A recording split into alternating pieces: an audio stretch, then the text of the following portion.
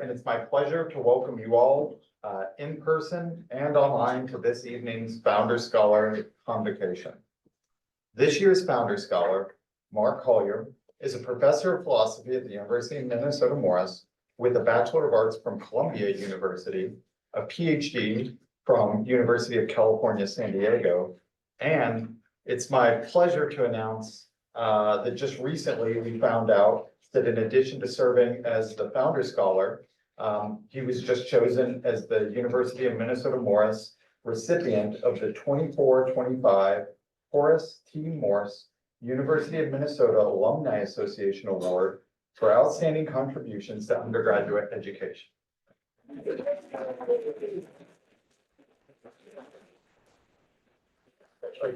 A major recognition. And as we all know, artificial intelligence, especially generative AI, has been a very disruptive technology that will change higher education. It's changed higher education. It's going to continue to change higher education and our society in ways that are impossible to predict. It's moving quite rapidly. It's hard to stay ahead of, yet I honestly believe Mark is at the forefront of something really, really interesting.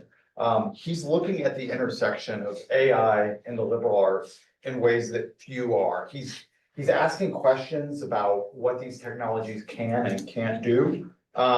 Even more important, he's thinking about the impact and the efficacy of these tools.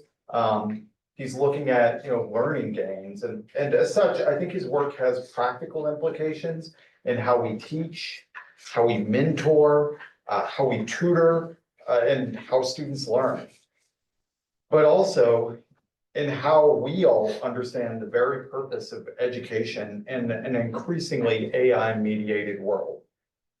What I think you'll all find compelling tonight, what I find compelling in conversations and reading his material, is how he's connecting the traditional values of the liberal arts education, things like ethics, free and open inquiry, critical thinking, creativity, with these emerging questions that we all have about AI and AI usage. His work goes beyond just asking whether or not we should adopt these tools. Rather, he's looking at how these tools align with our own core mission and how they can reshape the future of liberal arts education.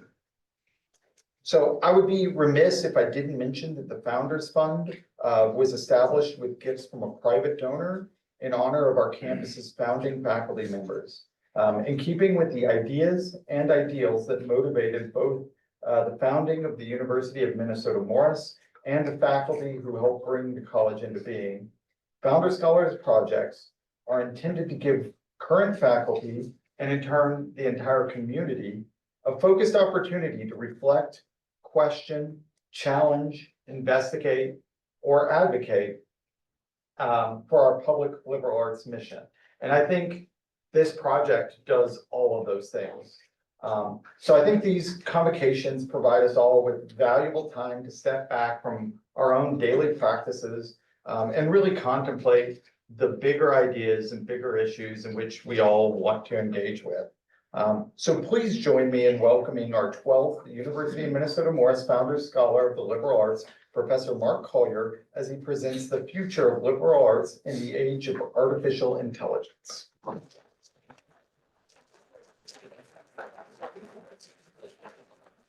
Thanks, Jordan, for those generous comments, and thank you all for coming tonight. So I'll do a kind of relatively short presentation and demo some stuff, and then we're gonna have a conversation about this question. I want to hear what you have to say as well. So hopefully what I say can set up our conversation. Okay. So I'm going to start with a pretty opinionated guide to the debate about the role of AI in education. Few caveats. This is not a broad discussion of the ethics of AI in general, but just specifically about AI's role in education.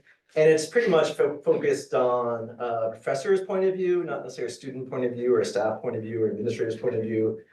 And so I apologize for that, but it's just my own personal experiences. Also, when you give a presentation in the age of AI, you could just ask AI the answer to this question, and it's got pretty good answers to this. So I'm gonna try to avoid giving generic answers and talk about my own personal experiences since the summer working on this.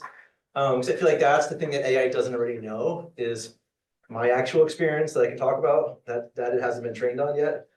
So I'm going to start off with just a couple of pros and cons about thinking about the role of AI in education, and then talk about each of them as we go. So first is the obvious, the kind of elephant in the room, the increased risk of academic misconduct that ChatGPT sort of brought upon us 2 years ago, which I'll talk about. There's also an issue of what's called cognitive offloading.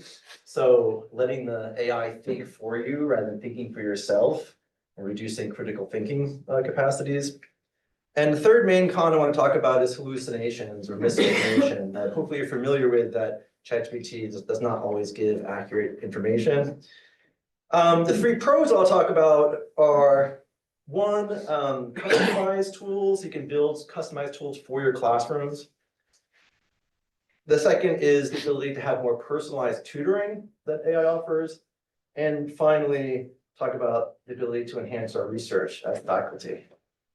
And it says those are the main items on the agenda. So first, and I want to just kind of get this out of the way, the first con is the risk of academic misconduct that comes about with AI. It opens up new pathways for students to I don't want to say cheat, but just produce unoriginal thoughts.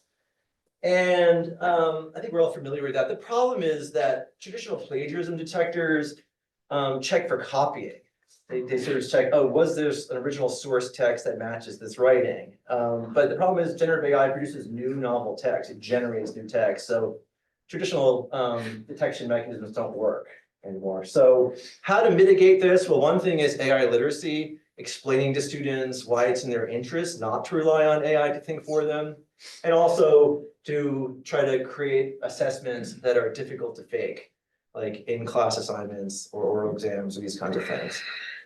That's not really my interest. I just feel like it has to be mentioned at the beginning of any talk about AI, because those are clearly some risks associated with any use of it. The first pro I want to talk about is the new ability instructors have to build tailored applications for their classes.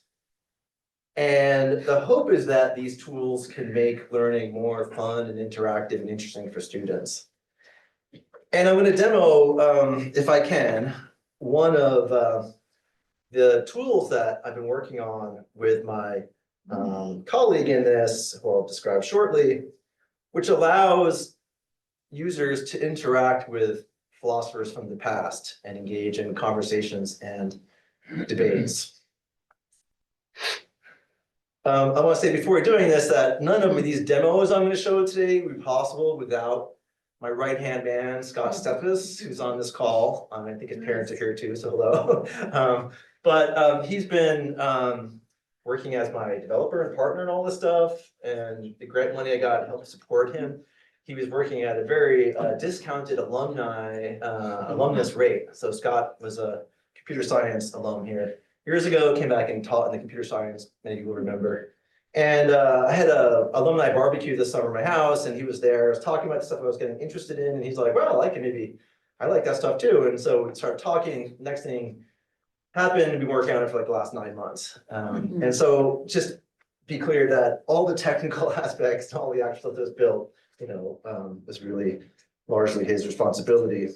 So, okay, sorry, I passed over my demo here. Okay. My kids always joke like, oh, you're working on this AI stuff, but you can't like use a computer at all and like use the text stuff. So I am going to try to switch screens here and demo the first tool that we built, if I can. So here's the main menu. So the first thing I want to demo for you is something we built. We're calling Conversations with Philosophers. And we built this in the fall as the first thing we did. And so this is an app that's running on my desktop that we put together that allows you to talk to various figures in history or philosophy. So you can pick how many you want to talk to. It's up to 5. And then, you have like drop-down menus, like who you want to involve in the conversation. And then what's cool about it is, well, I'm not sure the text-to-speech is going to work in here, but I'll try. But it also can adapt to different levels. So it could personalize education. So it could speak to you if you're, an elementary school student, up to a professional philosopher, everything in between. You can also change the style, so you can organize debates with these thinkers, or just have conversations with them. They can tutor you or offer you life advice. I'm not sure who wants to get life advice from most of these people, but you can do it, and then you can control, how long the response is. I've also created for my modern philosophy class a series of debates that are set up among some interesting figures like, I don't know, Mary Wollstonecraft and Edmund Burke, some kind of prompts to get you started about what to talk about. Because a lot of the thing is like, well, fine, I can talk to Edmund Burke, but what do I talk to him about, right? So we got some kind of conversation starters. So I'll give you just a quick, if this, it's kind of slow because this is running through the cloud and then back here and then being sent to various places. So it's not like a normal operation, but let's see, Adam Smith and Karl Marx, let's say elementary school level. And as they say, is the shouting capital, is capitalism good? A very complicated question. Oh, what is Marx going to say?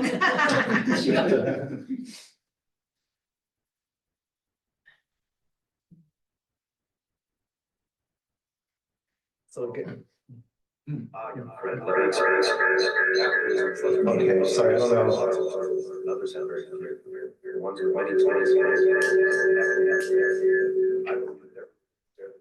It's kind of hard. It's echoing. The reads I don't fully understand. Anyway, it has voice to text. You can get really fancy voices, like you can get a British accent or a German accent, whatever you want.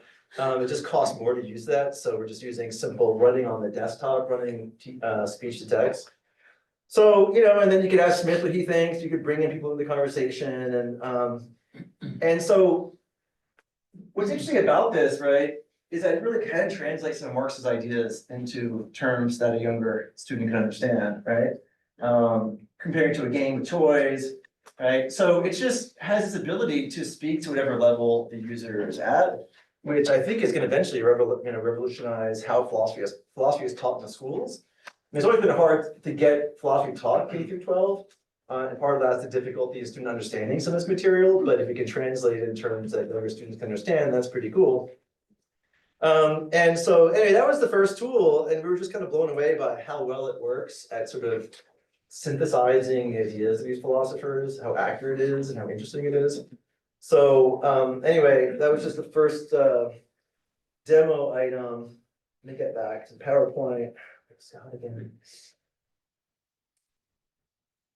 The second worry about, other than academic misconduct, is I was calling earlier cognitive offloading or over-reliance on AI.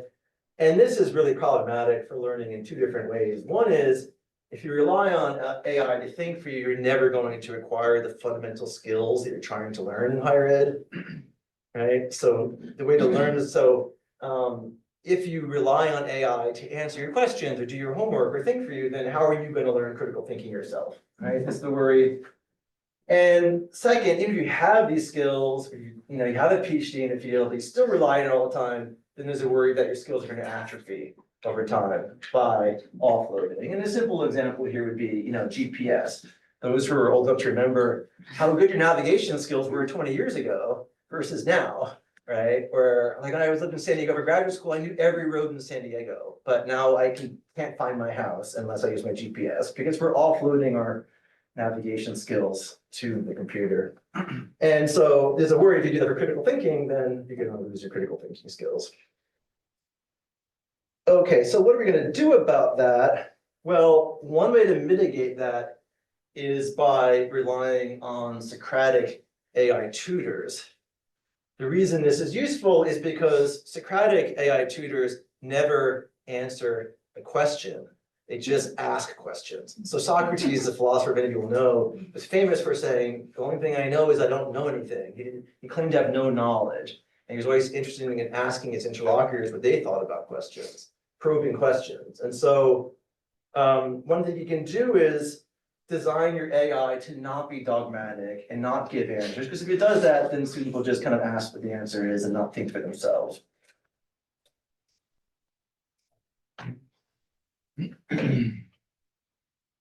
So another benefit of, well, along the same lines about Socratic tutors, is that it's been known in education for a long time that one-on-one tutoring is much better than traditional classroom teaching, where you have like 25 students in the class, right? So Benjamin Bloom discovered a long time ago, like 30 some odd years ago, 40 some odd years ago, that right, that one-on-one tutoring, right? Students who received one-on-one tutoring were better than 98% of students who received traditional classroom instruction. There were 2 standard deviations better. And then the question would be like, how can you reproduce that at scale? And when I gave this talk in the fall, something like this to the Twin Cities faculty, some of them have 150 students in their class. So they were really interested in the idea of like, how could I use Socratic tutors? Because I mean, here we have a lot more one-on-one instruction and meetings, but if you're in a class with 200 students, it's really hard to offer one-on-one instruction to everyone. So this is a very promising avenue where AI could help. And so I received a emerging technology faculty fellowship last spring to try out different AI tools in the classroom. And so I designed a Socratic tutor for my ethics and AI class for this previous fall. And then I'm supposed to kind of publish and disseminate the results. Well, this talk gets the double duty of doing this as well. So I'll talk briefly about like, well, what was the Socratic tutor? The crucial thing is that the tutor was trained on my class materials. So it wasn't giving generic answers. It actually, you can upload your course materials and it uses it as a database to answer questions. So it's not giving generic answers, it's giving specific answers about that particular course. And I programmed the tutor to basically, its goal was to ask questions to lead students to a deeper understanding of the class material. And that was the instructions for the bot. And what I did was, on Mondays and Wednesdays, we proceeded as normal. We just had discussions of the class readings about whether you can be friends with AI, or is AI going to destroy the world, all these fun topics in that class. And then on Fridays, we had a discussion section, and to prepare for the discussion, the students were required to have a conversation with the AI tutor, and then produce a transcript of that conversation and post it on Canvas. And then we all looked at each other's transcripts and talked about their questions on Friday. And so the tutor was, it's like, what was the question about this week's reading? And so they had to learn to think, what is my question? Have it on, an extended conversation with the tutor. And then they brought that conversation to class. We talked about these topics further. That was the idea. And, I thought it worked really well. Here are a couple of quotes from students from a questionnaire. One that helped them reach a conclusion by asking questions about my own questions.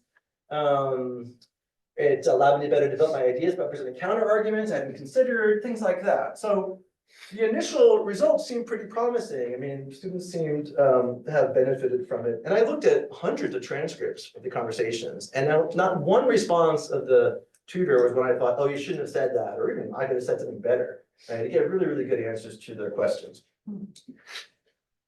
So future directions about the Socratic tutor would be to go from like oh, I thought it went well, or the students thought it went well, to actually measure the impact of this technology on student learning outcomes.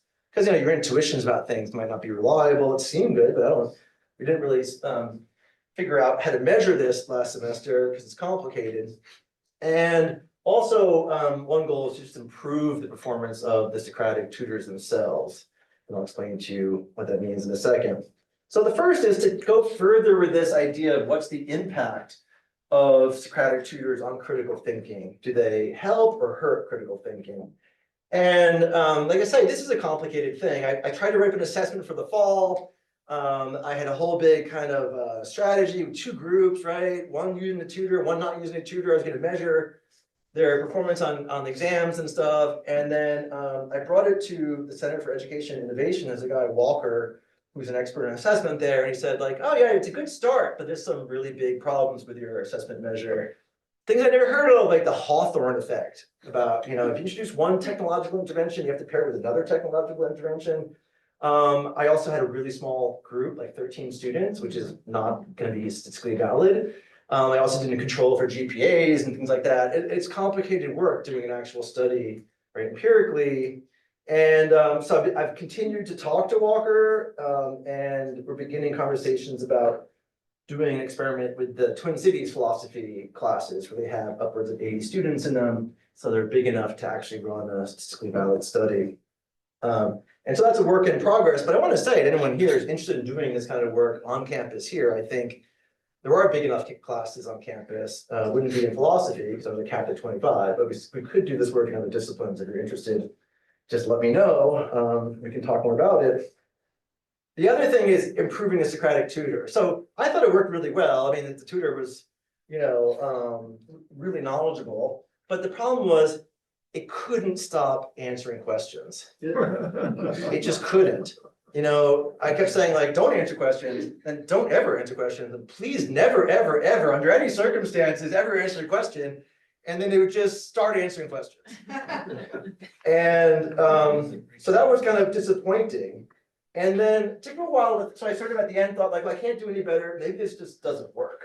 Maybe it's just not going to work. And the reason for this, I think, and this is all theory, because it's really hard to know exactly how these OpenAI, the foundation models are instructed. It's a bit opaque, but I think the problem is I was using what's called a custom GPT, where you can create custom instructions for a GPT to tailor it to a class. But then when OpenAI created these custom GPTs, it has lots of developer code where it's telling it you're a helpful assistant, right? Because who's going to pay money to use these things if it's not going to answer the questions, right? The reason you do this is because you want helpful answers. So the developers who write these these instructions are telling it what your personality is, and mainly that you're supposed to answer users' questions.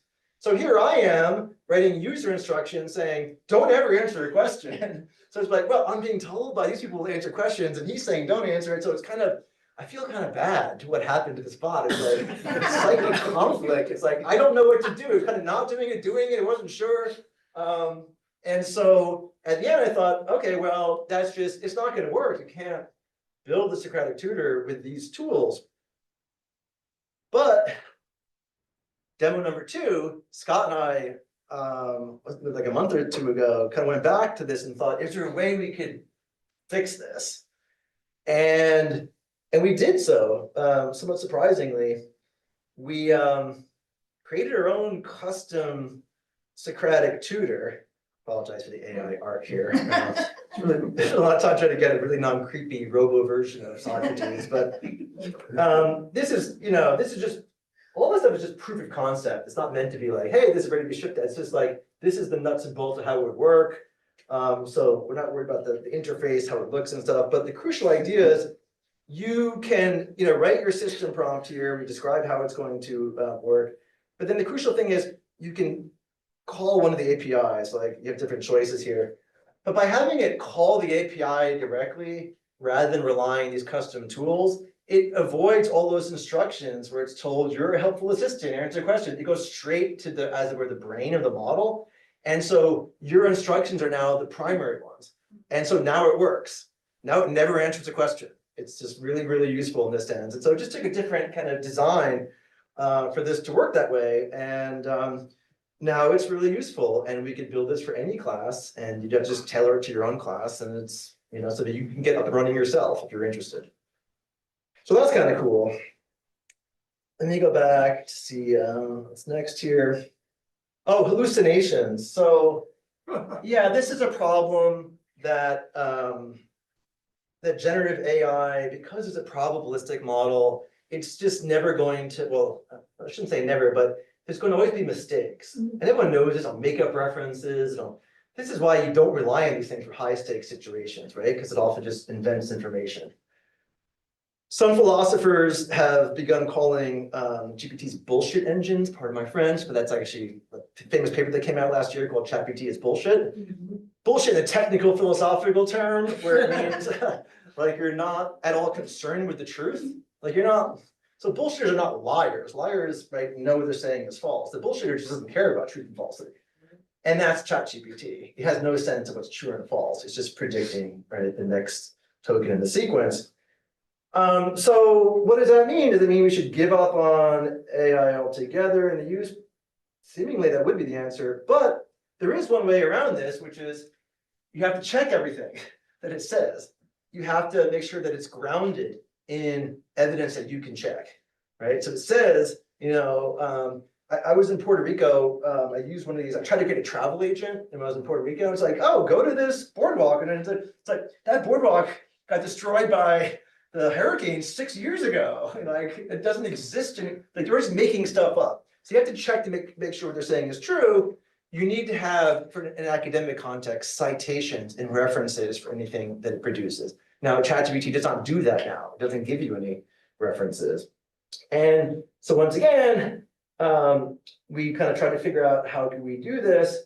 And we built a HumeBot that actually offers citations for its answers to queries. And I'll explain to you roughly how to do that. But so when it answers a question, you can actually see the citation, and it pulls up a passage from the text that you can look at and say, did he really say that you're saying, did he really say what you're claiming, he said. Right, so let me show you the HumeBot.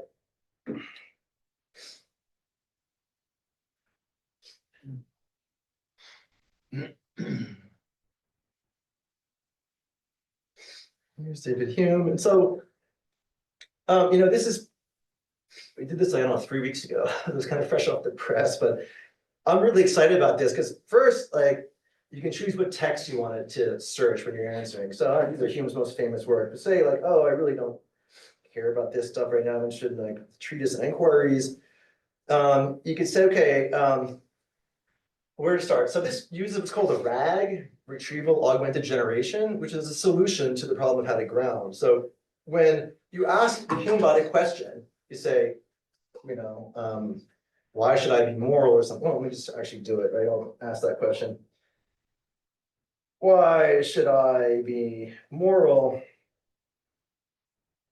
When you use a RAG, the GPT gets this question and then searches its database, which are the texts of Hume, pulls out all the most relevant passages from his writings, right? It orders them by degree of similarity or relevance, chooses the top 1 to 10, you can actually choose, and then uses those passages as context, where it says, well, here's the question, and here's these passages, consider all this stuff and then answer.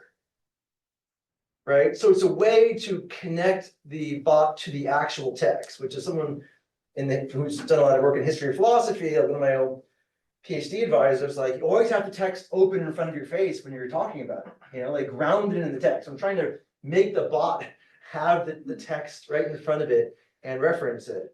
And so, you could say, okay, let's have 5 RAGs. So it has a prompt for like how to use these. So basically it's telling it what to do, and it's telling it how to use these passages.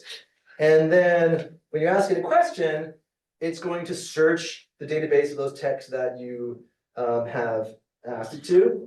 And now it's answering the question and providing citations grounded in the traditional Hume scholarship thing, which is 4 numbers like book 2, part 1, section 3, paragraph 4, or whatever. That's how we do it. And you can check the actual passages because it calls these up. And so if it says, right, oh, in 2174, he says da da da, you say, well, let me check, like, here's 2174, it's right here. Right, so we've now grounded its answers in the text. And the next step is to allow users to like click on the text and ask questions about the text or jump in there back into the book, or there's all kinds of things you can do with this. But as far as I know, this is the only academic bot that actually offers citations of text right now. I'm sure by next week, whatever, OpenAI is going to introduce this, but like for right now, I can say that no one's done this. And this is only because Peter Millikan and one of his students at Oxford created something called Hume Text Online, where they created an entire database of Hume's text where each paragraph has the citation number on it. We essentially scraped that and used that as part of the RAG. And so you can do it for other fields, they have to be labeled the right way. So right now, the HumeBot's one of the few academic bots that can do that. So anyway, that then, right, it can't bullshit because it's tied to the text. And also you can check its answers against the text to make sure that it's not hallucinating. So I think for academic purposes, without this, you really can't use it. right? It doesn't actually verify that what it's saying is correct or not. Okay, onwards. So I'm gonna move to the last pro, which is enhancing research for faculty. And just sketch some of the ways that I think it can be used to do this, or at least that I'm trying to use it right now to do this. So I think it has the potential to do this. I won't speak about the sciences. I mean, the scientists will have to speak for themselves. It's offering a lot of different new ways to do scientific investigation, but that's out of my area. I really am only talking about philosophy and somewhat history of philosophy, but it can find what's really cool about generative AI is when you have data, which is why it's really useful for the sciences. But even in the humanities, sometimes we have a lot of data that we want to analyze. And so one of the projects I'm beginning that I thankfully got an Imagine Fund recently to support is using a digitized version of this library in France in La Flèche, where Hume went to college, and also Descartes went to college too, which is really cool. So there's still in this library 980 or some odd books that were in the library when Hume was living and studying in La Flèche. And so what scholars around 2019 began to do was say, okay, let's go to the library, let's pull one of these old books off the shelf, start reading it and looking for connections with Hume's writings, see if we can find anything. And so, oh, this example came from this French thinker. And so, you know, I began to think like, well, that's one way to do it. The other way to do it is just use AI because they've digitized the entire library. So now all you need to do is kind of use AI and natural language processing techniques to look for statistical dependencies between the texts and to look for thematic and conceptual and keywords and other things that would point to dependencies. And so colleagues at University of Quebec, Dario Perinetti, has already digitized the entire library, which made my life a lot easier. And so I started working with colleagues at University of Central Florida, including our own Brooke Miller, or used to be our own Brooke Miller, who is now a digital humanities guy, who joined forces in taking up this project, essentially, you know, of mapping using like visualization techniques and cluster diagrams and things to map the influence of early modern French thought on Hume's writings. And so I'm really curious to see how that's going to go. Another project that I'm working on is AI debates. So we created a debate game where students can actually debate with philosophers on various points, and then we figured out a way to use a rubric to score the debates and get points or grades associated with that, which is kind of tricky because, as you know, if you used it, AI is very much like whatever you think. You say 2 + 2 is 5. It's like, okay, I'm here to please the user. Like, I don't. And so you can like run the debate game and say blah blah blah. This is stupid. This is stupid. It's like, oh, 95, because it's trying to get the user to keep paying them to use this tool. So Scott had this brilliant idea of like having another call where we called in a different API and say, no, you're the professor and here's your rubric and your job is to score this person's work according to this rubric. And now it's like, yes, I want to please you. I'm the professor. I'm using his rubric. So it's being really objective and kind of harsh. It's creating to the point where I tried it with various people, not to embarrass Dan or like others. Like, no one's ever gotten higher than an 85 in these debate games. But the ChatGPT, if you let a different GPT answer, it gets in the 90s. So it's sort of like, well, yeah, we're just not that smart. Like humans can't. So we have to actually put like a, you know, like multiply human score by point whatever to kind of curve the human curve, sadly, on this. But so one of the games we created was a version of this that very recently created was one where one has to debate contemporary controversies rather than, there's a different version where you're debating like Nietzsche on what it means for the God is dead or something, but that, you know, only for philosophers. But so this is again a tool, and I'll just show you very quickly what it looks like. Again, it's just a kind of proof of concept. It's not meant to be like off the shelf. Oh, here's the debate game that has the thinkers. So, you know, you can argue with Schopenhauer about pessimism. Don't do that. It's really depressing. Or Marx on capitalism. But the depolarization game changes it where there's these different controversial topics that I was just kind of randomly made them up. It's not important. You can just change these if you want. But say you want to argue for,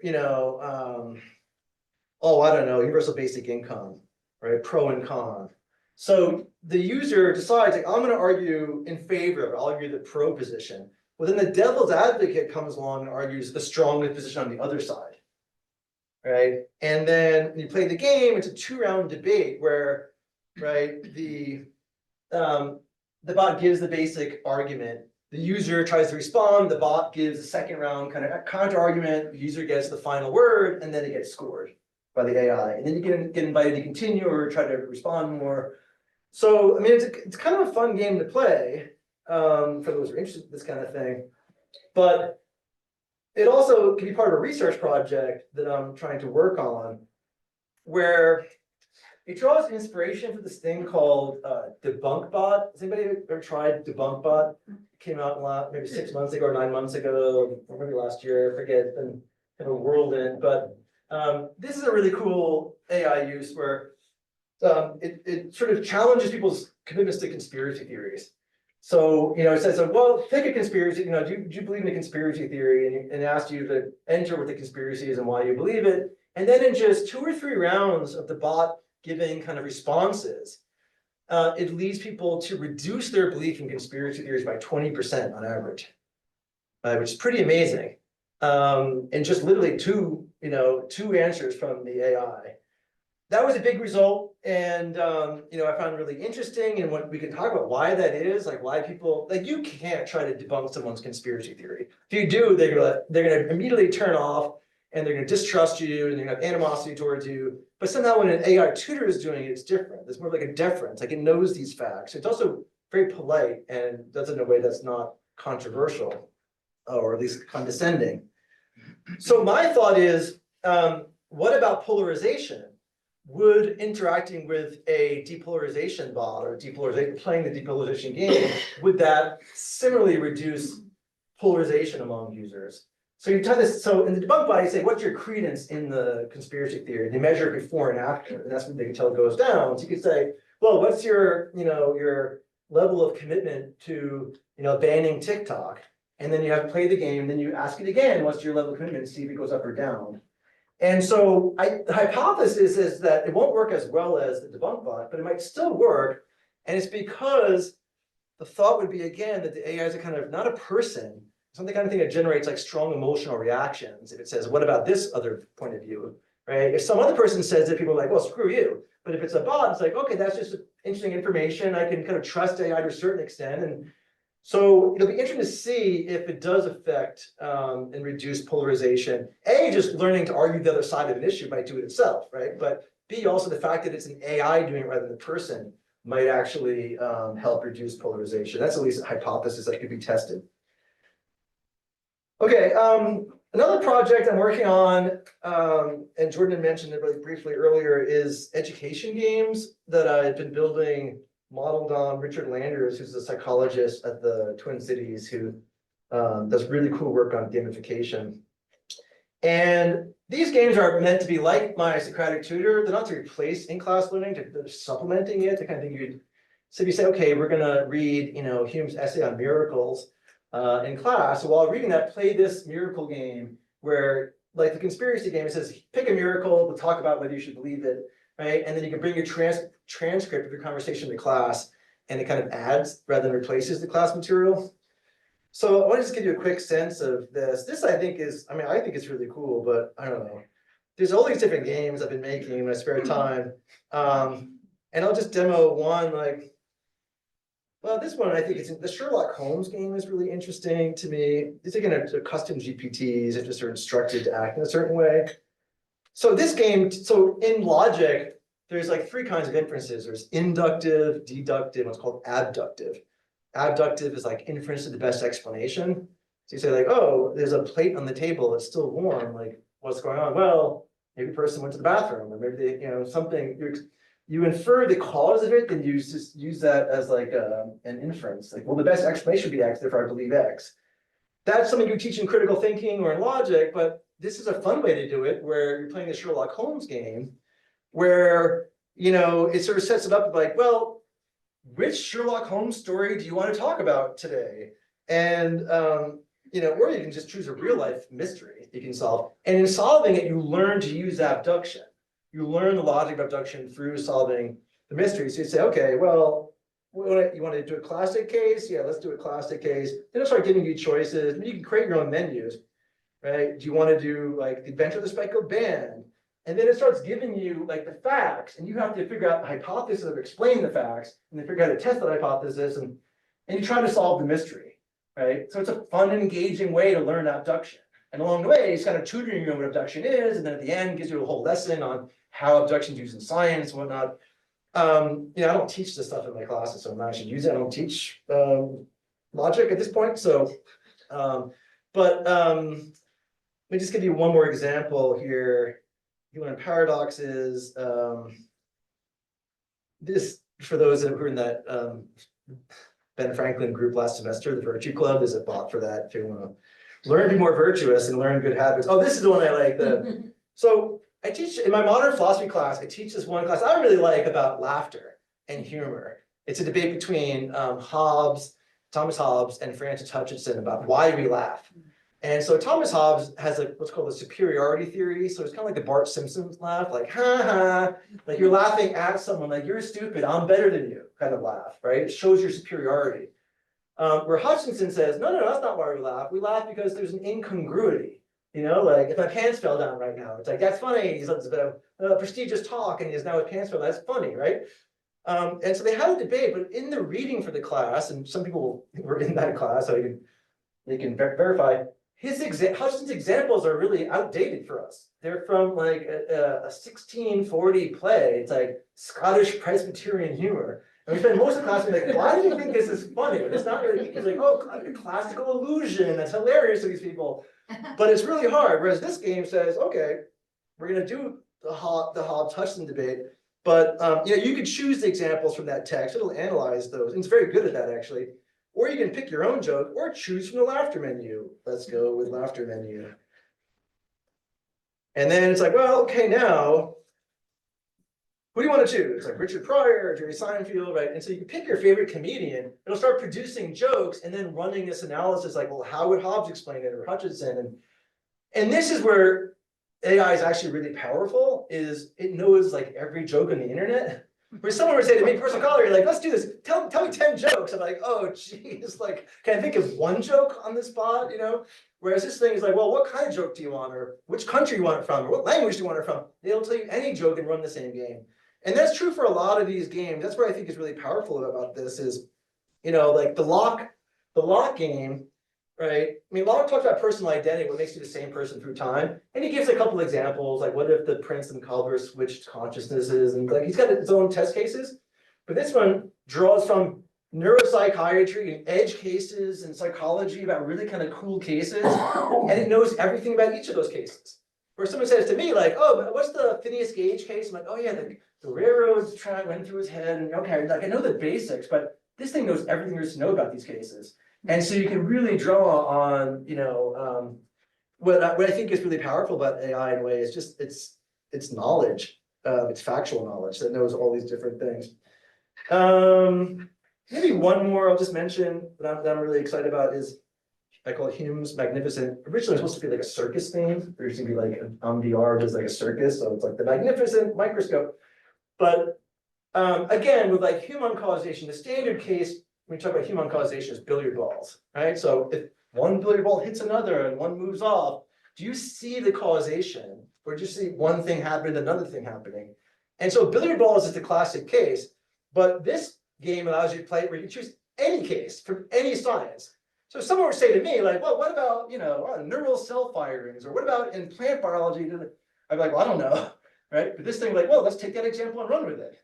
And then what it does is it has this microscope where the lens keeps going down from the macroscopic down to the microscopic levels of physics. And at each level, you're saying, do you see causation now?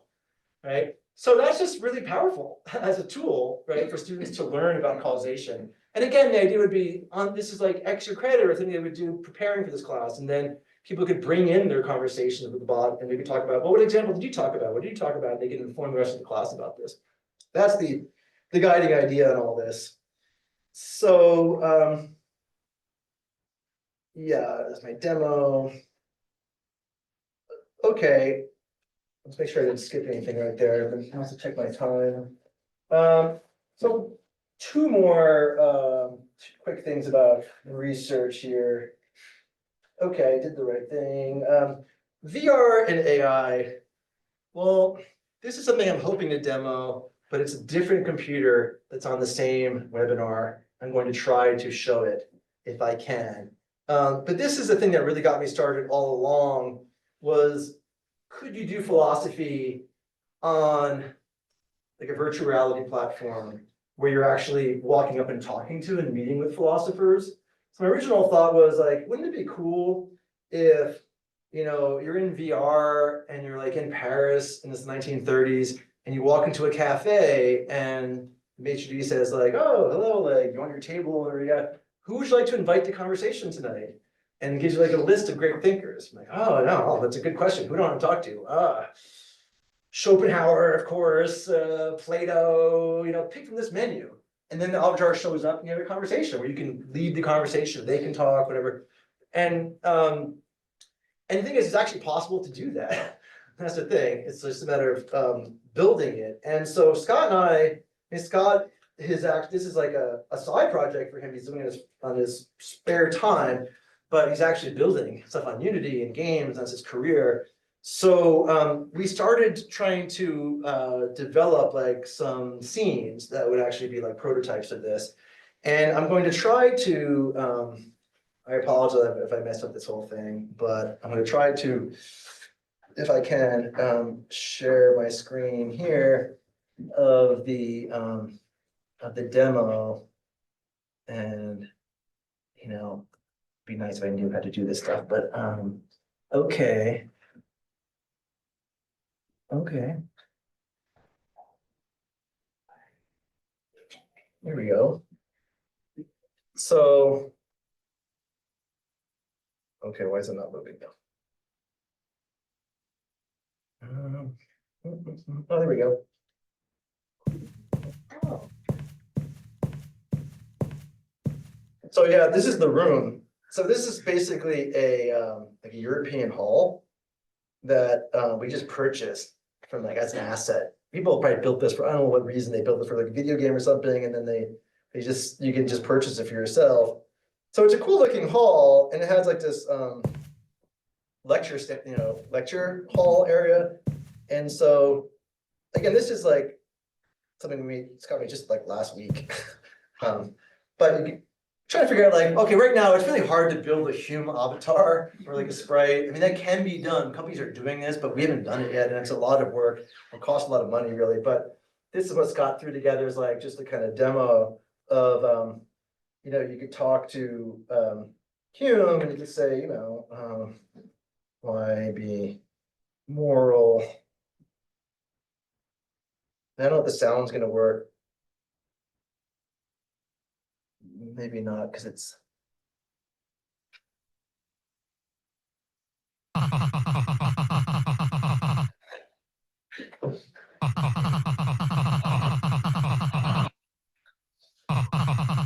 It's like old RPG game. So, yeah.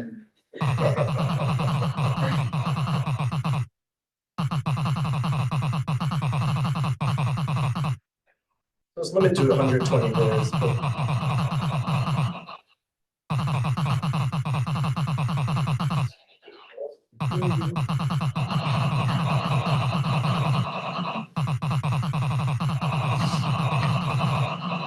Anyway, you get the idea, right? Like, so this is something where, you know, this is just, we have two scenes. This is one. The other is at an ancient Greek temple, and you go up to Socrates and you can ask him questions. And my like goal with all this is to build out a whole like world where you could go on these quests, where, you know, the first scene is going to be like you meet Socrates and the School of Philosophy is in ruins. This is one version of that I like. Scott doesn't like it as much, but like, and then Socrates, look, the School of Philosophy is in ruins. We need you to go on these wisdom quests and get these points to rebuild the temple. And then the next scene, you go in Plato's cave in this cave ride, and going down on the walls, it tells you the basic problems like ethics, epistemology, metaphysics, and then you get sent on these quests to go meet with these various schools. Like first go talk to the Confucius school, and then the Stoic school, and then go talk to Leibniz. And in each scene, you're kind of going through a time portal to these different places, interacting, and then bring it all back together and show what you've learned, right? And go in front of like a board or something. So I'm going to try to build this thing. I don't know if it's just a personal thing, or I don't know if it's kind of thing that people would, would want to play. Like average Americans really want to go on these philosophical quests, but I don't think they could do worse things with their spare time. My real motivation was, like my kids, play a lot of Fortnite now, and I've never seen anything like that. I mean, I didn't know, like I would never have gotten it if I knew how powerful that game is, especially my 10-year-old, like he was into a lot of stuff before that. And all of a sudden, like, I don't care at all anything else. I just want to play Fortnite. It's just his mind was blown how cool it is. And so I began to think, like, what could I make for philosophy to make it nearly as fun and compelling and interesting? Because philosophy is fighting for its life in every way these days. And so my thought is it's got to be as compelling to teenagers as Fortnite. Like, good luck with that, but like just somewhat compelling. But no, the academic side of this is that, well, hopefully it would be as, by making it immersive, it would actually make it, the learning outcomes would go up, right? People would be interested. Like, and this is something that you could test, right? Is what's the difference between doing something in VR or in the thing I showed, which is a 3D world? Like, is it more immersive? Does it make the conversation seem more real? Does that help with learning or distract from learning? These are questions which I am trying to work on. So that's the Unity game. And this is the final project. Otherwise, I'm just going some ridiculous amount of stuff. But the last thing I want to mention is I started working with this guy from Duluth, Edward Downs. I don't know if you guys know him from communications department. He's the only person in the U of M system who's teaching classes on VR and has done this really cool research on the impact of VR environments on student learning. And so I was put in touch with some people that I talked about this, was like, oh, you got to talk to Ed about this stuff. And I met them somewhat recently. And I want to just mention, this is his study he did 2023 with colleagues in Duluth about measuring the impact of different motion mechanics on student learning. So they just varied whether you walk through this graveyard or teletransport from one grave. So this is a VR graveyard they built based on this Spoon River anthology. I'm looking at Dina, who would know about this? Or okay, yeah. I'd never heard it before. It's very cool to read. It's a fictional description of town people in a small town, and each kind of grave has a description of their life. Very powerful stuff. But then they just varied these conditions of motion about walking versus not walking to determine how much students learn. And when he sent me his paper, and I'm like, whoa, that connects really well with one of the things I wanted to build on this VR game, which is this idea of like walking with Nietzsche. So one of the things I thought right away would be fun is like, okay, now you're in the Alps with Nietzsche. So Nietzsche famously, would just spend a lot of his time walking. I'll make sure I get this quote right from Nietzsche, because I think this is a great one. It says, all truly great thoughts are conceived by walking.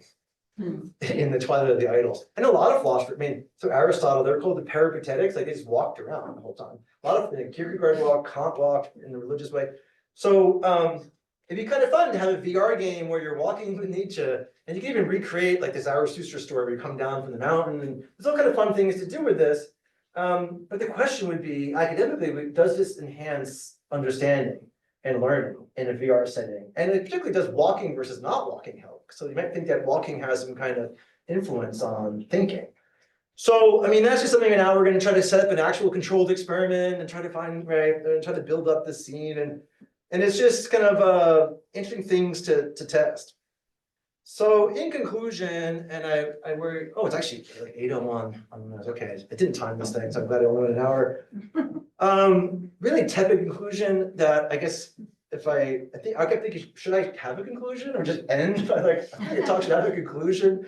I guess in a very benign way, I'd say there's risks in using AI, right, that I mentioned. There's other kind of downsides to AI that we can talk about during the conversation session, but it also has opportunities. And I think the strategy is just like to figure out how to mitigate these risks as much as possible while amplifying the opportunities. And that's what I was been trying to do, but I don't know until you test these things whether or not you really have mitigated the risk. I think it's important to kind of test all this stuff really before we start using it, ideally. But anyway, thank you for that, and I think that's the end. And thanks to the donor who funds these things. Thanks you all for coming, and I'm really looking forward to the conversation because I'm sure everyone has thoughts about AI and education, both from student point of view and faculty point of view, and also administrative point of view, marketing point of view. There's so many ways that AI is entering into higher ed. Actually, the faculty one is one of the hardest ones to do.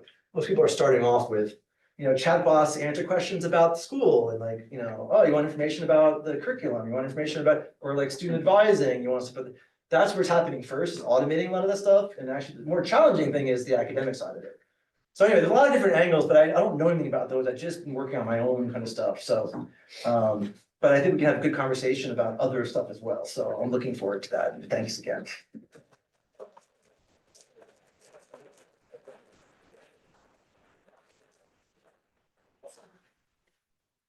So, I asked Jordan, do you want to like do a break? I think breaks are always good, so people can like, just leave without feeling like impolite, but don't feel impolite. If you have to go somewhere, just like, this is stupid, I mean, it's fine. Don't feel trapped. We're not gonna have a break here, but, I know most people here, so I guess I can feel my own questions or just, not questions for me per se. If you want to, I can talk about this stuff more, I'd be happy to, but also I think we haven't really had an opportunity at this campus to like discuss AI, its impact, and what we're gonna do about it. And and it's hard because everyone's kind of doing their own thing, everyone's really busy. So this is one of these rare opportunities to have a campus conversation about it. So whether it's something I can follow up and talk about this stuff or ideas or criticisms, I'm happy, but also just conversation about your own experiences and how AI is working or not working for you or how you're using it. These are all, I think, open questions. Yeah, Sarah?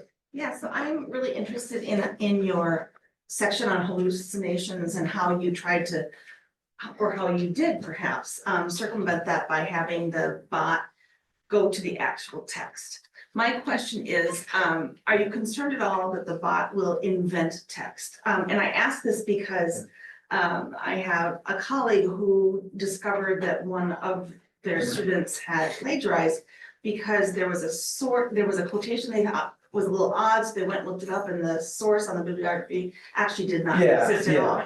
And so when you ask the bot to go to Hume's text and find the actual passage, is it possible that the bot would just invent a passage and say it's in such and such a Right. Well, that's the worry, but like, no. Okay. Because it's not using AI to recall those passages. It's just using this RAG model. So it actually has a database of passages, and it's just choosing the ones that are semantically most similar to the query. And then that gets fed into the AI, but then, right, those citations are the actual citations. So the answer could be something made up where it's using its background knowledge plus these passages. And this is, one thing, it's challenging work. Like I spent like, I don't know, a whole week thinking about how to combine these instructions, like the RAG instructions and system instructions. You're trying to tell it, okay, you're gonna have these passages, synthesize these with your general knowledge of Hume, but sometimes these passages are, they're not really relevant.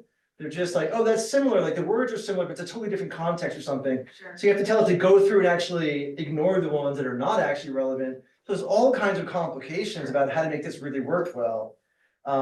Because there are challenges, just again, not hallucinations, but just how to design it where it can just, like how much should it rely on a passage versus its own understanding is a really tricky thing. And so there's a lot of work to be done on that, but that isn't the worry, the hallucination thing there, yeah, because it literally has a database of passages. So one follow-up, good. Just one follow-up, are you at all concerned that you are writing a program that will someday replace you? Yeah, I think I'll be retired by that point. I mean, that is, a general issue here, right? Like, well, I mean, separate story, but I have a more Collier bot that I built when I first started doing this, trained on my own writing. I'm kind of like, well, you ever ask me like, well, what's your research about it? I'm like, just ask the bot, like it's gonna answer better than I can, like it's almost, so there's a way in which if you want to get, well, I think, so I don't know, a better answer would be, I think as a Hume scholar, right, as like a professional Hume scholar, my role in all this is a content expert. Like, what is my contribution to all this? I am the human in the loop who says, yes, that is in fact a good answer. That is what Hume thinks. And other Hume scholars can weigh in on that. But right, it says, well, Hume thinks this about that. It might cite a passage, but is that the answer? Who's to judge what's a good answer or a bad answer? It's the person who spent 30 years working on it, right? So there's always going to be room for domain experts, right? And even in companies, there's going to be content experts being hired to be the ones who just evaluate the answer, saying, yeah, that's not at all the right answer. So I don't think that it'll replace, like say, historians of philosophy, because someone has to check and evaluate the answers. But it also, and this is maybe the big picture of AI, it also will allow like basic questions, what Hume says about X, Y, Z, like, yeah, maybe you can answer these things. We can spend our time on the really challenging ones. So it just allows you to kind of focus your time on other tasks than answering really simple questions. So I'm not worried about it anytime soon, although I think I might have contributed to it. It's kind of about, if they can actually cite text like that in chapter and verse, then it is, maybe giving better answers than I could, but that's fine, I think. Yeah. I don't know if it's directly related to Sarah's question, but I'd like you to comment on the difference between maybe, older text, like your scholarship dealing with Hume and Hume's writing. A lot of that's in the public domain and out there versus fields where new knowledge is being generated and published relatively soon and Yeah. getting that out there. Yeah. So do you see a difference in those types of sources of information? Yeah, that's an amazingly good question because, and I didn't include that, so I'm glad you brought that up. I'm really lucky that everyone on that bot, right, that you can talk to is in the public domain because their writings are before 1920 or whatever the cutoff point is, right? And philosophy is really lucky because we still care what people said 1,000 years ago, right, or before 1920. It's not so clear in biology. You might be like, well, maybe it's interesting to talk to Darwin about these things, for academic purposes, but you probably don't really care about Aristotle's biology, but we care about Aristotle's ethics. And so I think it'd be interesting to see what people think about that. Like some fields, right, might get more out of conversations with people whose works in the public domain. Philosophy being, I think, the one most interested in the writings of people before that era. But no, you wouldn't be able to, at least as far as I understand, and she asked the librarians about copyright issues, to train it on work that's not in the public domain. And so I feel lucky because the history of philosophy stuff is perfect for this because it's all not violating any copyright. But I think you're right. I mean, even when I was saying, oh, my Socratic tutor, like if you're going to use this in your classes, we have to get clear on this because I uploaded my readings from my ethics and AI course to my tutor bot. I'm not sure if I really should have done that. I depressed the button saying it's going to train the model on this. So I think it's okay because it's not used to train the model. It's just used to answer questions. Maybe that's the cutoff point, but there are a lot of complicated points about what can be used and what can be uploaded. And so I don't know any other fields in here besides philosophy where people want to talk to people before the 19th century. I don't know. Maybe it's just unique to philosophy that we still kind of have that conversation with the past in that way. But you're absolutely right. That's a limitation, I think, legally. Okay, and then Andy? Yeah, one aspect of AI is it's about efficiency, right? So I'm interested in your debunk bot, how efficient it is compared to, let's say, I don't know, GPT 4+, Google, whatever, fact check, right? Because it's factual. So how efficient is that? Well, that debunk bot, that was the one that was run by the Harvard psychologists and stuff. I'm not sure what foundation bot, maybe they use this 4.0. But so you can make it as efficient. So all of my things that are using foundation models, the only question is, how much do you want to spend? Oh, yeah. Because you can get like the best new models, right? The reasoning models and stuff, but then it's really pricey. So answering one question might cost you like 8 cents. Whereas the really older models, it'll cost, a fraction of a cent. So you can get the best answers, you can get it speaking like Adam Smith, you can get it like, but it's just gonna add the cost of it. And that's one thing about all this in the background, people thinking, well, can I do this myself? It's like, there are issues about API costs. So every time I answer a question, it's calling API and it's a slight API cost. The good news is, well, the good news for me is I had funding for this from the fellowship that I was able to I put $30 down for the OpenAI API in the fall, and I only used $6 so far. So it's really a minimal cost, I think. Like if the university is going to sponsor this stuff, they'd have to kind of support for students the API cost for all this. And then you have to make a choice about how good the answer is, trading off with costs. So yeah, there's always that trade-off. Yeah, so to actually circle back and piggyback on Sarah's question, when it comes to the HumeBot, what if you ask the question, what would Hume think, what does Hume think about AI, or what does Hume think about gender parity? Does it kind of try to relate what they're talking about to something back then and then try to search a text, or does it just say, no, Hume probably wouldn't know about? That's up to you as the person writing the instructions. You state the boundaries. You could say, don't answer any question that Hume wouldn't have access to. Or you could say, and then you say, at that point, say, I don't know because I was not born that time. I don't know about internet, or you can have it answer questions from Hume's point of view about contemporary. It's up to it can do either one. Yeah. It depends on what your interests are. If you Yeah. want it authentically to be about Hume, then you say, well, I don't know anything about airplanes, that kind of thing. But it's actually interesting to see what we would, the really kind of fun thing is what would Hume say about X, Y, and Z from the contemporary thing? And it's generative, so it's using its parameters to kind of predict. Yeah. So that's really, I think that's kind of where it's interesting. But you really can make it as authentic as you want. It just comes, that's what's kind of cool about all this is you could totally control the whole thing. And that's something I didn't mention earlier about when Scott and I were doing these custom versions of the Socratic AI or custom HumeBot. You can have total control over everything when we're doing it because we're customizing it. If you use like OpenAI's custom GPT, you can give it the instructions, but you can't control much. But this is like gives you total control over how it responds. Yeah. And the second part of the question is, since we're talking about using AI for liberal arts education, right? And so what do you think the HumeBot or Collier bot, right, could be like at what stage? Because I would assume that if you're teaching philosophy class, a reading seminar, you would expect your students to read the text themselves, right? Yeah. So is it more for the reading part, helping them understand part, or is it to the use of Humean? Yeah, well, I mean, it depends on, again, Philosophy. I think there's no one size fits all answer to any of it. I think each class has its own learning outcomes, right, and its own goals, and the answer that would depend on the class.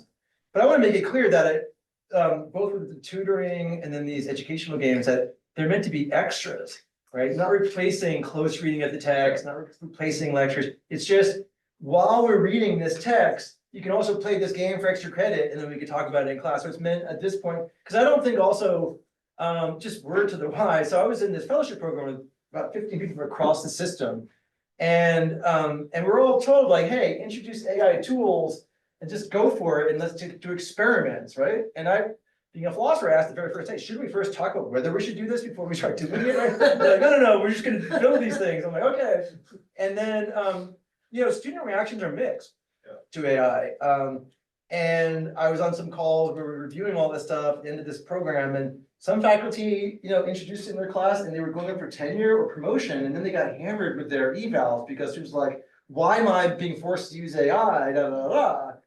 So that's a caution to people who are going to run into using this is there's really kind of mixed reactions to it among students, and students can give their own perspective on this. But which is why I've landed on it's extra credit. It's not required to do this. It's just an enhancement outside the class you can bring to the class. I think that for me now is that safe space where it's not going to replace the instruction, but just add to it. David?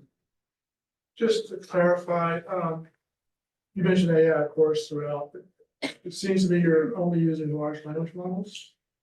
Yeah. Okay, that's important. That's what, That's important. I mean, we just had a. Yeah. seminar earlier in the month, where it was a neural network and stuff, so. yeah, I mean, most of this is conversational AI that I'm involved in, so it's using LLM. You could have other, I mean, I think what's interesting, what Scott and I are doing is, it doesn't have to be, what I think is the most useful is not just using LLMs, but to have structured code where you say, okay, some stuff is gonna be deterministic and some stuff's gonna be kind of fixed. Then there's these points where you have a conversation with someone, but a lot of it can be done by coding. So it's not all just randomly gonna change, right? Some stuff is fixed and some stuff is open where you're gonna have these conversations. So there can be a mixture of these things. I'm not sure that's what's behind your question, David, because I mean, I there. was thinking, trying to clarify. Okay, yeah, these are just using foundation model LLMs, yeah. So you become a coder then. Well, no, like these are, hey, everything I showed you was, the real brilliance was from OpenAI and their engineers who made these LLMs. All I'm really doing is like, these are use cases of this technology that might be useful academically or in education context, right? There's just use cases of technology, but you have to kind of adapt it to your particular needs. And I mean, so I'm a big AI skeptic in general about the influence on society, and I don't think you have to be all in on AI to be an accelerationist, but to say that there could be some good use cases. I find the best use cases actually for philosophy and conversation with historical figures might be one of the few good uses of AI. I mean, also what I've been doing, others are trying other things. But it's, I'm thinking about like what this means for other faculty members. Because I've given a couple of these kind of demos, like this is the new thing, is like practical demonstrations, right?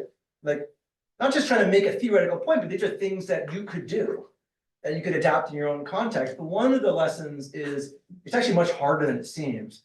Right, that my example of the Socratic tutor is like a kind of cautionary tale, like, oh, when I first started doing it, it's like, oh, persona, you are Socrates, don't answer any questions, done. But it turns out it's just much harder than that. There's all these complications to run into. And if I didn't have a developer working with me and the funding for that, this wouldn't have gone off the ground. So it's not as if I could say, oh yeah, everyone could just do this. It actually requires an incredible amount of work.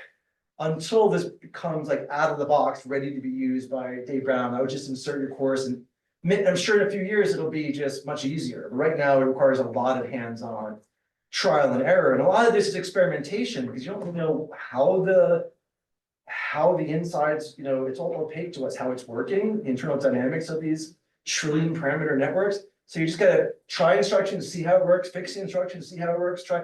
It's constant going back and forth experimentation, which takes a lot of time and effort to make it work. Well, we've got an online question. Oh, okay, great. So 2 online questions. First one is, can you claim AI does critical thinking? Can I claim that AI does critical thinking? And of course, it depends on what you mean by critical thinking. And we have to and that's a kind of vexed issue in this literature on measuring critical thinking. But I think so, yes. I mean, in the debate bot, you can't beat it. Right, so in that sense, it gives really strong counter arguments, right, and can come up with flaws in your reasoning. Interestingly, it's really bad at logical reasoning right now still. So I mean, this is why philosophers are still gonna have jobs for a while at least. Is if you say like, what's Descartes' proof of the external world or something, that's a very context-specific thing. Like, what is the argument and what are the premises and conclusions? He doesn't really understand that well. I feel like, and we've talked to some students about this, Will in particular, where it's like, it'll just make up its own variables and its own predicates. But it makes sense to it from like a robot's point of view, but from a human, you're like, well, we wouldn't use that predicate. It doesn't make sense. It doesn't understand our own psychology well enough to really be able to present arguments in a logical way. And also because it's a neural network, it's not thinking symbolically, it's not thinking and reasoning. So it's still kind of bad in some critical thinking. We're still better than it about certain kinds of thinking. And worse than others, I would say. That's a really kind of wishy-washy response. The second one is from Ava. She says, I'm curious about translations of philosophical texts not written in English and how these translations will impact how the philosopher bot will respond. For example, if an English translation of Nietzsche that takes a controversial view on what he meant in the original text, also Nietzsche's sister's contributions to his work, etc., how the way the bot response will be impacted by the translator's position. First of all, hello, Ava. We all miss you. It's sad that you're not here at the university anymore. You moved on to greener pastures. But yeah, no, it will depend on the translations that it was trained on, right? And it'll give different answers depending on, it also can do the translations though. So when you started reading Ava's question, I was thinking, there's all kinds of work being done on work that hasn't been translated. And now we're able to translate millions of texts that haven't actually painstakingly gone through the translators with machine translation. So I have to think more about that. Obviously, it would bias it one way or another depending on the translation, but it also has its own translations, and that's where things get, I think, get interesting, is how it's understanding the text as well as the interpreters understood it. It's a really rich question that I don't have a very good answer to, and others probably have more to say about it. But thank you, Ava. Will? Yeah, so like we can optimize dating, you know, with a Tinder algorithm, we can optimize entertainment with TikTok. But isn't there a danger to doing that? And do you worry about creating kind of like an optimized education system that like by all objective metrics is better, but kind of doesn't have some soul or doesn't like develop some deep virtues of like patience or just dealing with the real world or with complexity, or just lacks richness? What do you say about that? Okay, that's interesting. Thank you for that question. Well, one thing is patience. My Socratic tutor has much more patience than I do. He's like the most patient. It's actually like annoyingly patient. Because you really like, well, that's a ridiculously bad point the student was making. It's like, oh, great, like let's go. It's just constantly encouraging. And so it has unlimited amounts that humans don't have. It might lack a soul, but it has patience. But I guess I'm wondering what you really mean by optimization, like what in the bad sense. If I could just, I'm Yeah. talking from the student's perspective, like, Yeah. of course, yeah, it may be more patient than you, but a student talking to it maybe doesn't develop the patience that they would if they were talking to you. Oh, the student doesn't. Yes, and you need a lot of that, yeah. This talk is helping you with that too. Oh, I see what you're saying, okay, yeah. Well, yeah, no, I don't think, and hopefully no one's gonna walk out thinking I'm suggesting this takes a primary role at our campus, right? I'm just like thinking like it could play again this supplementary role. Like, I never really answered the question of the future. I just realized how grandiose and silly that question is. Like, the future is changing so quickly with AI, let alone the future, predicting the future in general. Like, literally, you have to listen to at least 3 hours of podcasts a day to figure out what happened today with AI. Like, literally, it's happening so quickly that predicting what's going to happen in the future is impossible, right? And I think what we have to do is just try to experiment. To different people, if they have the right incentives, will just try to create some tools, not to replace our classrooms. If I have one vision of the future, is that nothing is actually going to change. That students are going to want to be in communities, in person, talking about these texts and learning from each other and having, but that's not going to change. That, I mean, you could let Silicon Valley just have like an online learning platform and just sit in your basement and go to college that way, but no one's going to want to do that. Because we're human beings who still want to develop and grow and all these things in communities. So I actually don't think it's going to displace liberal arts education. If anything, it's just going to play this kind of role of making our lives a little bit easier. Like administrative tasks are a lot easier to do. Responding to some kind of the drudgery stuff. It can replace some of that and then create more space for more meaningful conversations with students, right? We have more time as faculty to meet one-on-one and talk. Because maybe it'll help creating quizzes or help doing stuff that takes a lot of time, right? So, I mean, that's, if I ever was gonna ask the question, that would be it. I think it's just, things are going to proceed as normal. People are gonna have, right, access to tutors they didn't have before. That's basically it. And faculty will have, their lives are gonna be easier in some ways. And people's research will be enhanced, which is all good, just more knowledge. So, I mean, we've talked about this and I want to hear at some point your student perspective. Will's going to present at some point a student's perspective about AI in the classroom. And I'm looking forward to that. And for other students, and I don't want to talk more about I feel like you're exhausted with me, and I'm exhausted myself talking. But there are questions about AI in general on campus and what you think the future is, or what do you want it to be, or I just think as a campus, we have to have more of these conversations because this thing is coming at us pretty quickly. And we have to be intentional about it. We have to think about how to mitigate these risks and how to use it in ways that we're gonna find profitable and what it's gonna be. I think these are conversations which, you know, we can choose not to have, but I think we're gonna need to have them because, right? People are saying like 2025 is the year of AI. This is things happening very quickly with like artificial general intelligence. And I just think we just need to, you know, hopefully it's not like a one and done thing, like, oh, I saw, we talked about it, you know, in March.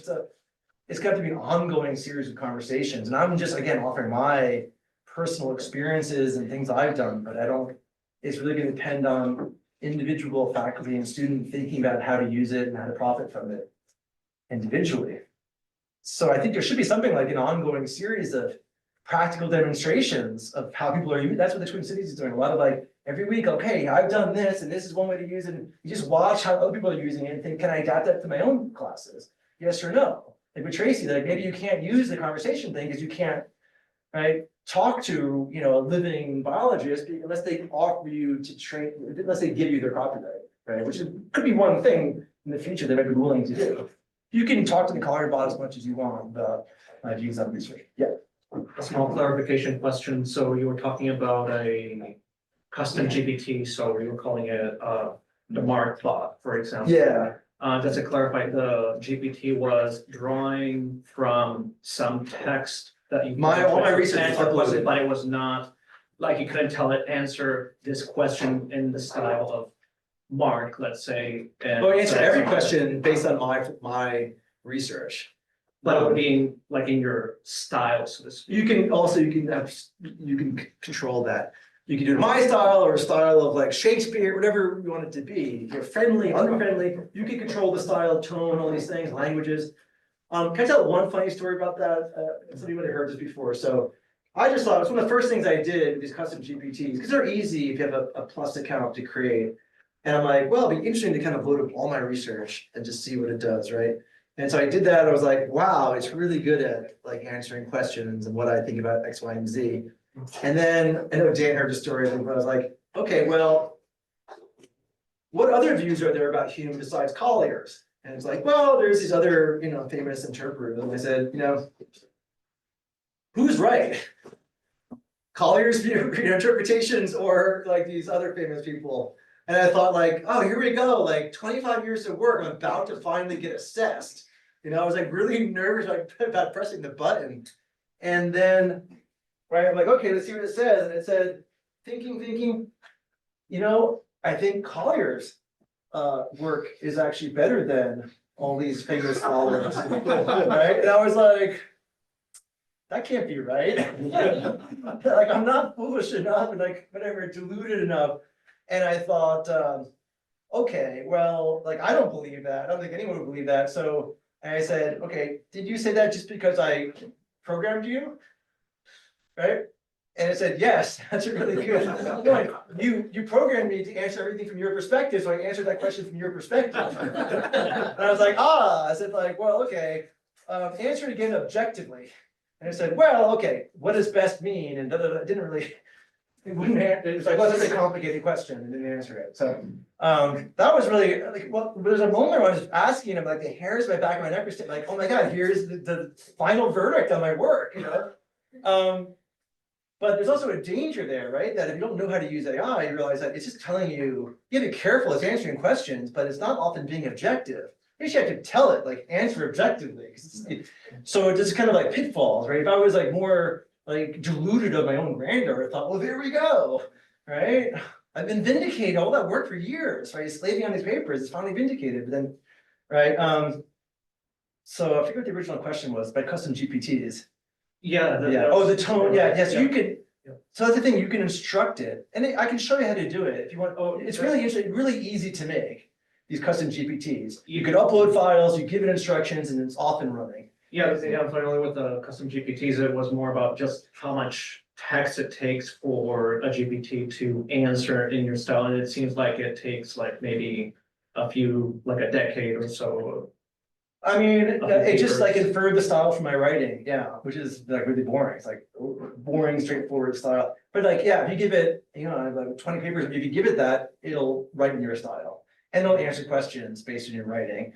And I thought putting it on my online CV, like, hey, like, you want questions about my research, like, just ask the bot. Like, honestly, it's better than the answers I'm gonna give you now, because I kind of forgot what I wrote 20 years ago. But this thing is like reading myself every night. It's just like, it's the perfect, right? It's actually really fun to try, honestly, try it out. Because like, who else would answer your question about your research? Like, you have to pay people to like have conversations for an hour about your research. But this thing was amazing. I said like, just one more anecdote. I said, so I was going to my, one of my co-PhD advisors was just retiring past year. I went to New York for a big kind of FET shrift, whatever they did at Columbia. And I said like, oh, what is the relation between like Collier's Hume and Pat Kitcher's Kant, right? And it wrote me a 15-page analysis of all the ways in which my work was influenced by her work. And I was like, well, that's really cool. And you can do that for any scholar. It'll just kind of lay out the ways that your work's dependent on, So it's a really cool tool. I didn't use it. I mean, I think some people are thinking like, oh, one word. Okay, I can't help myself. One more story about this. So I said, okay, what should I write next? Right? Because why else would you upload? You want to figure out, what else should I think about? And it said, well, you're missing a paper on free will and moral responsibility, right? Because that's something, that's just not part of my research project. And on my desk is a stack of papers on free will and moral responsibility, because that is like something that I was planning and working on, but as Dan and Kristen know, it's like an incredibly complicated thing, makes my head hurt. So I just haven't done it. But this thing knew that, well, that would be the next step. In the same way that like Netflix knows the next movie to watch, right? If you wrote those 20 papers, then it makes sense that this is the 21st. Like it knows that stuff. So you could use it that way to say, like, what should my next research project be? It's kind of an assistant that way. A really powerful assistant. I mean, I don't use that. I stopped things. I was kind of freaked out by the whole thing. But there's like things like that. You get into this, just moments where you're like, geez, this is kind of crazy. Ginny, were you gonna? I was gonna ask, in terms of the database aspect of it, right? So it can be the super powerful database with, all this power. But I was wondering, are there the same problems that you just mentioned, where you have to be you have to test it with some answers where you know the answer. Make sure, so it's not gonna be as easy as like, okay, let's dump all the retention data in it and say like, okay, what's the problem? You say retention data? Yeah. Yeah. Like, it seems an obvious thing, right? It's like, get all the data, but it sounds like you gotta teach it, like, pay attention to these parameters, also think about these parameters.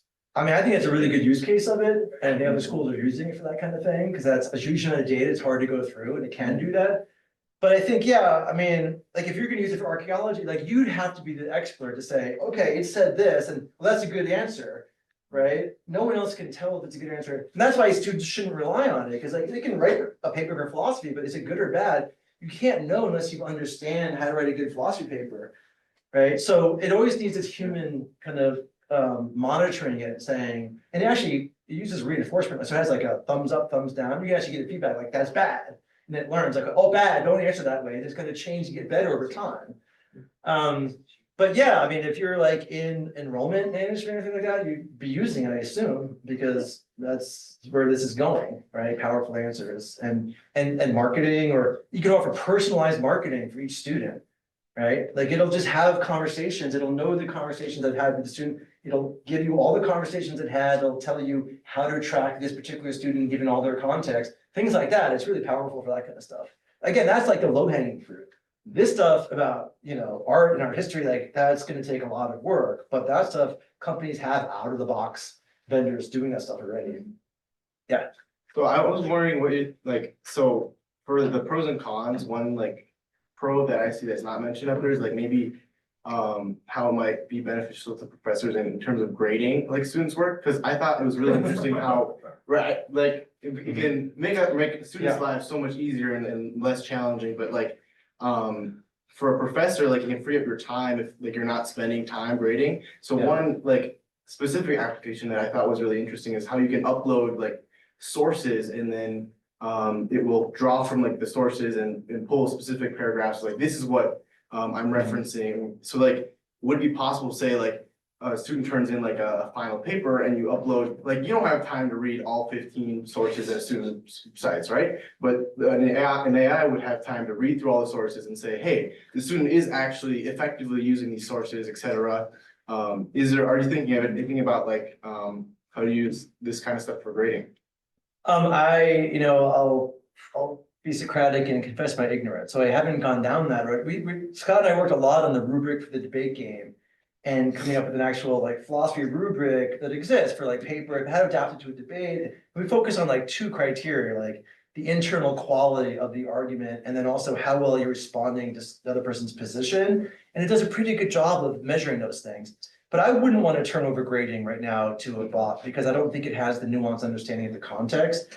I mean, it can offer like writing feedback. It's really good about sentence level stuff, and it could give useful feedback. If you were to take a paper and ask it for like feedback, it will generate that. But the grade itself, I think, has to be very much a human kind of understanding what the value of a paper is. And I don't think anyone is offering a grading bot now that is like objective enough or that would work for that class because it doesn't know in that class like what you've been talking about. And I think that's maybe in the future. I would love it, and I think a lot of faculty would be like, well, yeah, if we could just none of the. If grading like exams and stuff was automated and everything was automated, then it would make life easier, but I feel like that is kind of a much harder problem than it sounds like. But you're onto something. I'd like to talk more about that, about, yeah, the use of references and RAG, like it's just interesting ideas you have there. And I'm by no means like an ed tech expert. I'm sure people are working on this, but I haven't seen or heard of one that is reliable enough now. You could, anything like that, you wanna say maybe it could give it a grade, but then you still have to read it and check it and then check off on it and say, oh, that's not right. So it simplifies tasks a little bit. It can like create some drafts for you, and then you can say, yeah, that's a good response. I mean, I don't use it this way, but you could say, okay, generate response to the email. You still have to read it and then send it, right? So you're always gonna have to check it anyway. So why not just grade the paper at that point? So, Yeah. like, sort of, build on that, I, think about the ways that like maybe human graders are, sort of like, are like consistently biased. So did you notice, I mean, I think like the one I always think of is like the length of an essay is like correlated to the score it receives, or like there's, a bunch of studies that show, I think that was maybe like in college admissions. But did you notice that, answers submitted to your AI, I'm talking about the one where like, Debate bot. yeah, where you're scored. Yeah. Did you notice that like a very simple, elegant answer scored significantly better than like a long-winded?